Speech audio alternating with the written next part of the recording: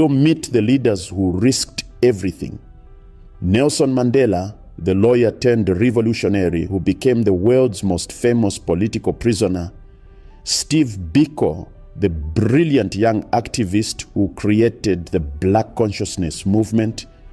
Oliver Tambo, who led the struggle from exile. Winnie Mandela, who kept the resistance alive while her husband was imprisoned.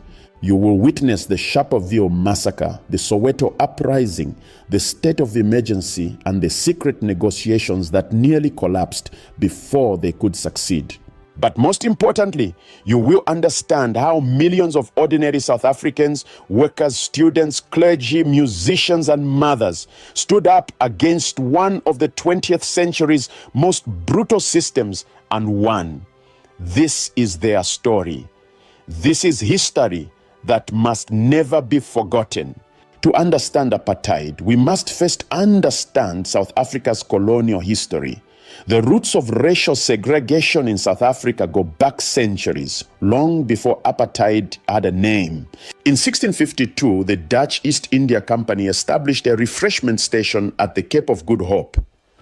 Dutch settlers, known as Boers or Afrikaners, began claiming African land, displacing the indigenous Khoisan peoples and importing enslaved people from other parts of Africa and Asia. When the British took control of the Cape Colony in 1806, they continued policies of racial discrimination. As European settlers pushed inland, they encountered powerful African kingdoms, the Zulu, Xhosa, Sotho, and others, resulting in decades of frontier wars.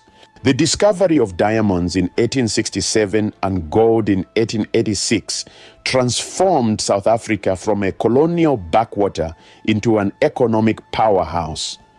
But this wealth was built on the backs of African miners who were forced into a system of migrant labor, pass laws, and segregated compounds.